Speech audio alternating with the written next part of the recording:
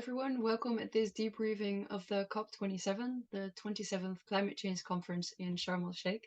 The session is hosted by Peter, Kuno's coordinator, and Kuno is a platform for humanitarian knowledge exchange here in the Netherlands. The COP27 ended about 2 weeks ago, and not everyone is happy with the outcome. But in this session, we would like to focus on the stories behind the scenes, and we would like to dive into questions like what contributed to the disappointing results. Were there perhaps also some bright spots here and there? And what could be relevant next steps for civil society organizations or humanitarian NGOs? For this, Kuno has invited a special guest to talk with us, Professor Maarten van Aalst, Director of the International Red Cross Red Crescent Climate Center. He is also a professor in climate and disaster resilience at the University of Twente, and he was the coordinating lead author of the Intergovernmental Panel on Climate Change, the IPCC, Working Group 2, on key risks. From this position, Maarten was a key advisor to the conference and its participants, and we're very happy to have had him join online to answer some questions and reflect back on COP27. Maarten, you have been at this conference many times of those COPs. How was the atmosphere? Was it different than previous years? Was there more hope? Was there less hope? What was your feeling about the conference before we dive in all the results and the practical things? Yeah, well, first of all, it was huge. I have a couple of pictures in case anyone is interested. Can show a few later in terms of what it looked like. But it was a huge affair, same size as Glasgow, which was, I think, the biggest until here. I don't think it reached exactly that scale, but of the order of 35,000, 40,000 people. And with only a small number of those people actually actively participating in the negotiations, but a whole extensive affair, the conference center itself, but then tents extending for, I think, kilometers in total, with pavilions, with side events, to some extent with many of the themes that humanitarians will be familiar with and care about. So in that sense, the climate space has expanded also in the direction of humanitarian affairs. On the other hand, also getting spread very thin, and in a way also being a bit bizarre, flying 35,000 people to a city in the desert. I mean, the women were wearing summer clothes for the weather outside, which was very hot, but inside the tents, it was so cool because of all the air conditioning. So to some extent, it almost felt a bit like a symbol of the challenges that we're facing in the world at large. Going in more on the substance, I don't think expectations were very high. We were aware it was going to be an interim COP. We weren't expecting big new commitments, such as the commitment to 1.5 at Glasgow. But what people were hoping for is also what the Egyptians branded it as, an implementation COP, where at least we would make concrete steps forward to put more concrete action on the ground to reach the ambitions that we weren't reaching, that we had committed to in an abstract sense, but weren't implementing in practice. Expectations to actually do that were also not so high coming in, but in fact, we had to fight to even keep the level of ambition alive. And I can say a bit more about that later. The one bright spot that you were hinting at, I think, was this agreement, the acknowledgement in a way of the real existence of loss and damage, the consequences that humanitarians are so familiar with of climate change already today. And the establishment of a fund. Now, whether that fund is going to make a tangible difference on the ground anytime soon is another topic we could probably discuss later on in this conversation. But symbolically, that was a very big step to take for the developed countries, including the European Union, but also the United States. And also a symbolic one for the developing countries to feel that despite all the lack of progress on implementation, they were not being left entirely alone. At least there's a recognition that their perspective on the whole climate crisis was being heard. If that had not happened, I am afraid the whole event would have ended in a complete train crash. So at least we avoided that. I don't know if that's a positive outcome, yeah. But that's maybe the shimmer of hope that was left. Thank you, Maarten. I'd love to see the pictures later and go deeper into the subjects you already touched upon. Back to you, Maarten, about the ambitions you already touched upon in the Loss and Damage Fund. And you also had some pictures you wanted to share. Did you have any feeling that civil society organizations really had any impact on what was going on there on the decision-making level? Yes, I mean, on average, I would say the UNFCCC process is one that is relatively accessible to observer organizations. Not the last nights with ministers, but even then they are very, very aware of the reactions that are going to come also in their home countries from civil society. So that does play a role. I'd say it was a bit of a different atmosphere in a way than in Glasgow, where on the one hand you had several thousands of people inside the so-called blue zone where the negotiators are working from civil society, but you also had tens of thousands of people marching the streets of Glasgow to put the outside pressure on, and lots of civil society convenings around. And that was a debate from the start. Was Egypt the most conducive country to have that atmosphere? And we saw very little of that. So those people with access to the negotiations, I would say, had the usual appreciation and respect, and also the normal access to that process. That wasn't different from Glasgow or the year before. But the atmospherics from the outside were very different. The voice is heard of civil society. Of course, the countries are the ones negotiating, and they have their priorities. They also have their, the other forces that weigh into their positioning. What you also felt strongly this year is that there was other geopolitics playing into the outcomes of the climate convention, and that was not a surprise. We also felt, and again, that's not entirely new, but more strongly than I had expected also, the voice of some of the countries trying to, basically downgrade ambition. Saudi Arabia was one of those examples where you heard references halfway the COP that to an outsider might have seemed like a very lofty statement. But for instance, we should respect the integrity of the Paris Agreement. And we should go back to the core language that we all cared so deeply about and that we jointly adopted in Paris. You think, wow, that sounds good. There's someone with ambition for the Paris Agreement.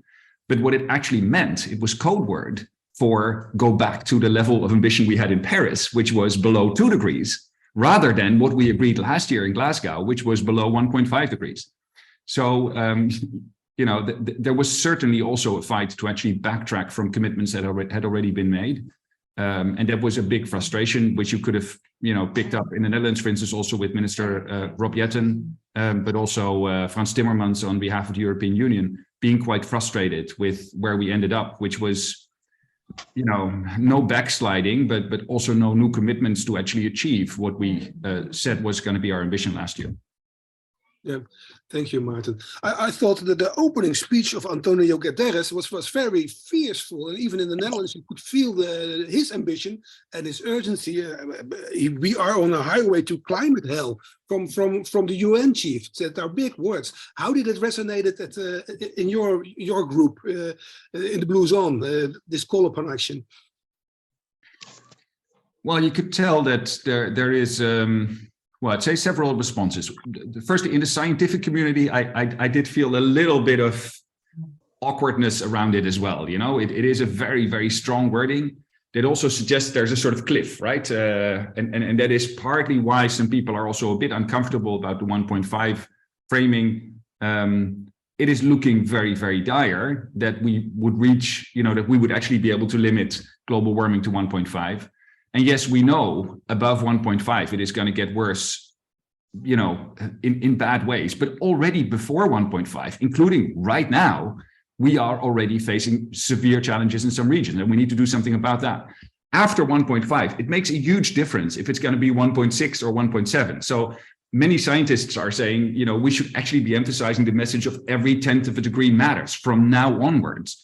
The critical aspect of the 1.5 is the symbolic nature of not allowing backtracking on prior levels of ambition. The only way should be up. We can increase our emissions. We cannot downgrade our emissions. That's true for the nationally determined contributions that countries are making, but we should not allow backtracking for the whole architecture, going back from the 1.5 limit that was agreed in Glasgow to something softer. So that's why that mattered.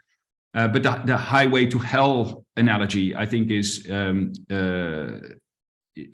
a scientific perspective a challenging one, because it's not just the climate change highway that is bringing hell at a future point in time. There's hell for some people right now. And that's partly where the loss and damage piece was important, recognizing the role of inequality in that, dealing with the distributional impacts of climate change, and then how we deal with, well, basically the readiness of all systems to cope with loss and damage right now is going to have a big impact on human impacts, but also on vulnerability for impacts going forward. In the negotiating communities, I would say the call was heard, and you could see, especially the European Union, but also Biden himself in the beginning, but then also Kerry, who, by the way, got COVID, so he couldn't participate in the last ministerial direct interactions. He was doing that from his hotel room. But they were clearly very committed to that high level of ambition. On the other hand, G77 in China was maybe rightly also saying, well, show us the money, show us your own actions to be on that path of 1.5. We've been waiting so long, and now you are blaming us. For instance, you want us to come up with stronger commitments on coal, right? India and China were resisting that last year in Glasgow as well in the final bits of negotiations. But G77 and China was sort of sticking together. You guys first need to show that you're serious with your own commitments to these targets before you come to the G77 in China. Developed countries were saying, well, G77 in China includes Saudi Arabia, includes Singapore, includes China, which is now by far the biggest emitter in the world. So we are expecting a level of ambition that matches the urgency that we feel.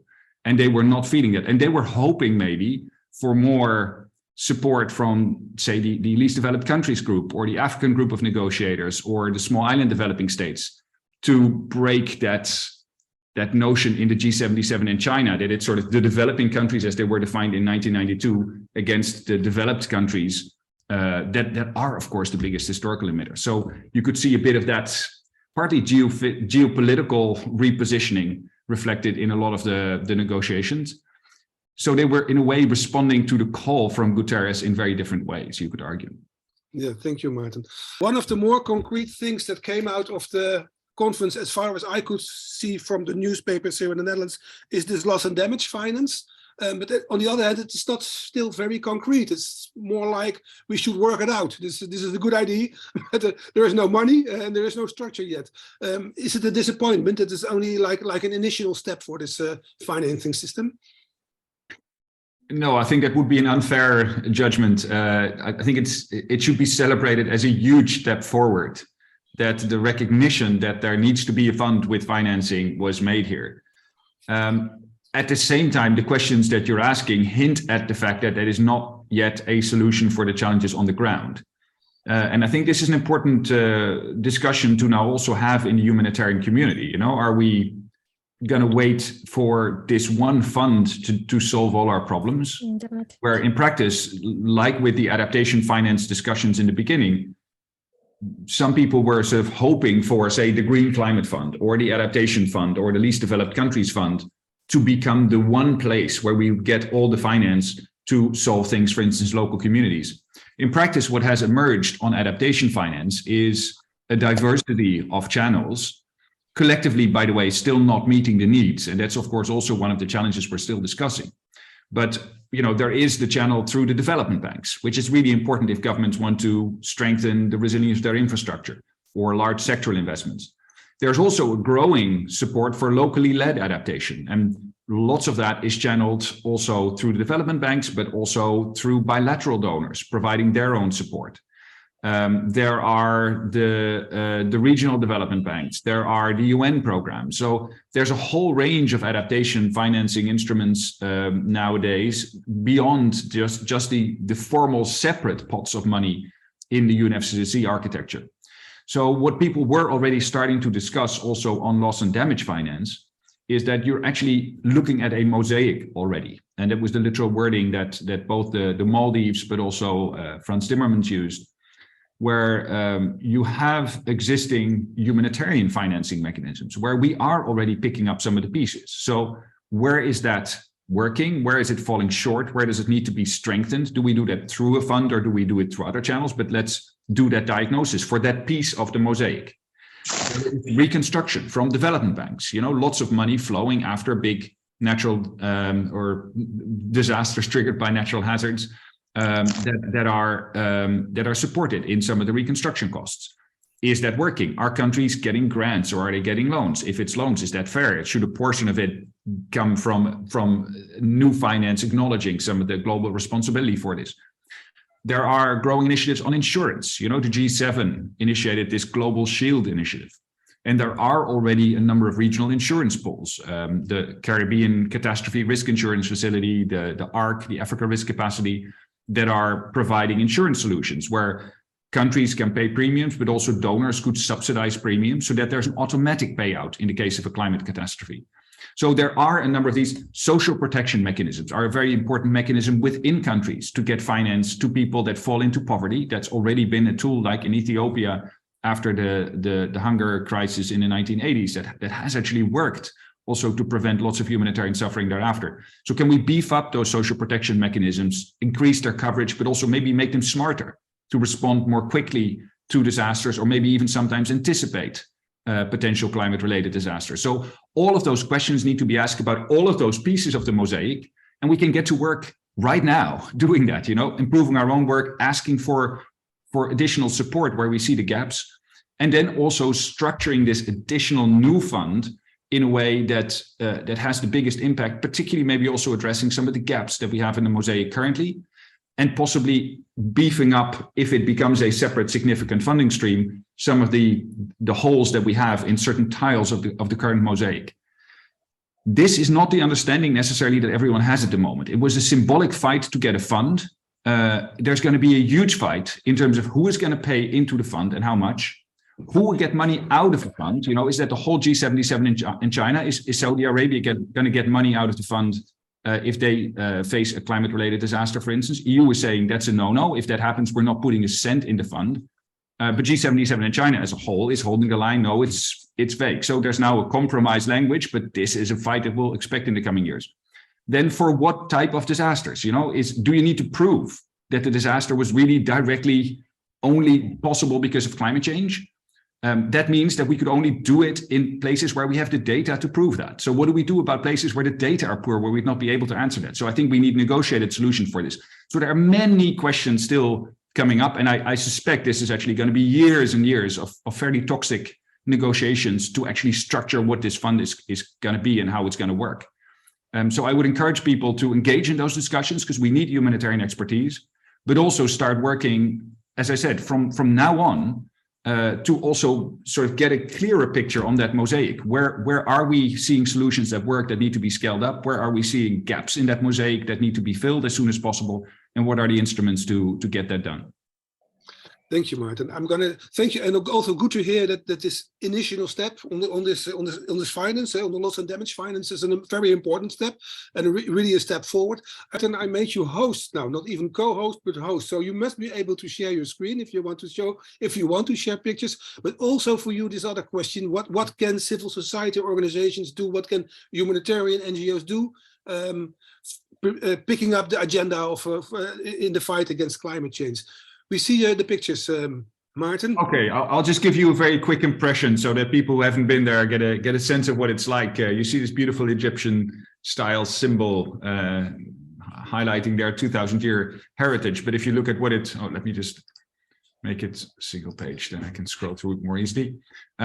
This is what it looks like in practice. It's big highways in the desert and then a strip of tourist hotels by the Red Sea.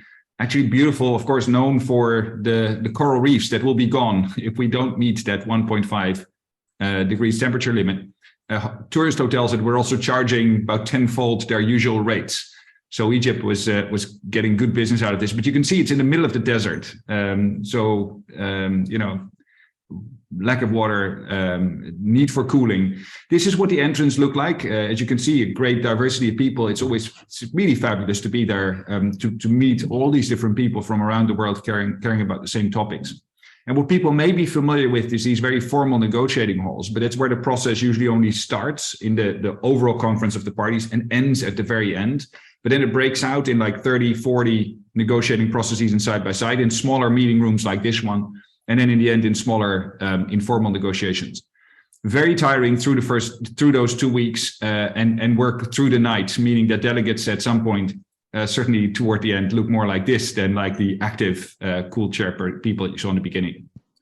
This is just to give you a size impression. There on the left top side, you see the original conference center that it started, and that's already sort of jaarbeurs size, a huge conference center. And then all the blue parts, for instance, are additional tents, and that's a huge area. It's kilometers walking every day to get from place to place. With the side events that my colleagues from Kenya and Mozambique already mentioned, playing a very important role. So it's the formal negotiations, but it's also all the discussions that happen around it, which to some extent start setting the agenda for the next years. So this was one, for instance, where we were discussing with a couple of scientists, in this case in the European Scientific Advisory Board on Climate Change, but then also with a parliamentarian from the European Parliament, the Director General of Klima, the Director General in the European Commission that is looking after the climate agenda. And those sorts of events are not the negotiations of this year, although to some extent they're reflecting on it, but they're also setting the agendas for next year's. And for that, this civil society voice is so important. I said only a handful of people compared to Glasgow, but inside the corridors and being heard and being seen. And I picked out the two issues, the 1.5 degrees, where we really had to fight hard to hold the line, as well as this issue on loss and damage. And that was such an important presence, such an important signal. The other thing I just wanted to quickly highlight, you already mentioned the IPCC, the Intergovernmental Panel on Climate Change, which had issued these additional reports this year that also highlighted how the science is adding up. Another important element of the science that really made a mark at COP this year is also one very close to our humanitarian hearts. It was the science about the Pakistan floods, such a big humanitarian disaster that many of you will be aware of, where, again, scientists, and we're proud to be part of that World Weather Attribution Consortium that does those analysis. Kane Mine analysis is actually another one that's part of it. We're able to identify the scientific fingerprints of climate change on these individual disasters. And actually, that was a big one in terms of these negotiations on loss and damage. During the COP, we published another one on the ongoing floods in Nigeria, where again, and just to give you a sense of the scale of the scientific evidence, this is 80 times more likely today than it would have been without climate change. And that is the sort of evidence connecting humanitarian realities on the ground to the climate agenda with the very hard science already coming in time for these negotiations. So just wanted to quickly highlight that as well. Maybe one other thing to be aware of, again, connecting these different agendas, Mia Mottley, the Prime Minister of Barbados, played an important role, partly also on this loss and damage agenda, of course, calling for support on behalf of the Alliance of Small Island States, but also calling for reform of the Bretton Woods institutions, so IMF and the World Bank in particular, to provide solutions also for the debt crisis that these countries are facing. And that's making the response to disasters that they're facing more challenging, particularly for countries that are already under heavy debt strain. So she was calling for solutions in addition to the loss and damage fund that would also be looking at reform of the existing architecture. And I'd just like to put that on people's radar. These discussions are not just going to resume next year at COP28, but for instance, the spring meetings of the World Bank and the IMF will be very important. And they are addressing humanitarian realities. So don't think of these worlds as separated, a humanitarian world, a development financing world with the Bretton Woods institutions, and then a climate world at COP. These are all interlinked, and all of these threads need to be woven together. And Mia Mottley was one of the people, one of the political leaders, I'd say, making very eloquent calls for that linkage. So just wanted to acknowledge that and put her picture on for you before we go back to the discussion. Thanks. Thank you so much, Maarten, also for sharing the pictures and linking these different worlds that seem to be divided: humanitarian development, climate change. That's most important. Maarten, for you, the same question. What was the most important lesson from this COP27 for you personally, or from the perspective of your work?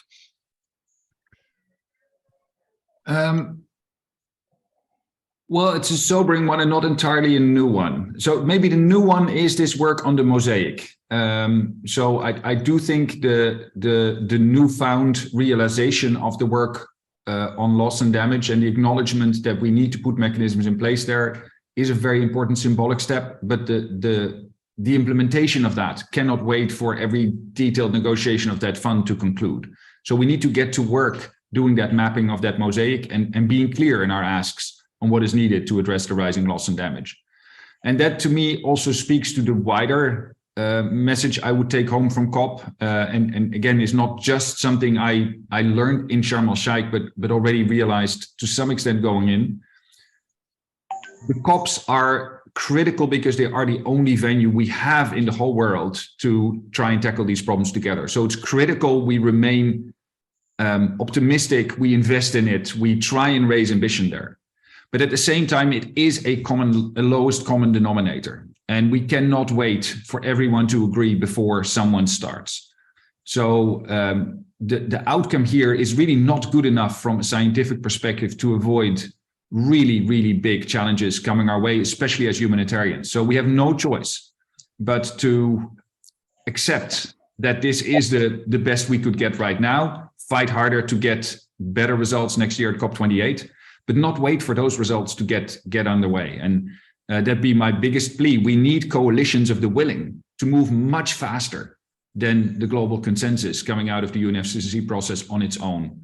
And that is something everyone needs to do in their own communities at home, as voters in their own countries, but also we as a humanitarian community need to convey to the world in all the work we do.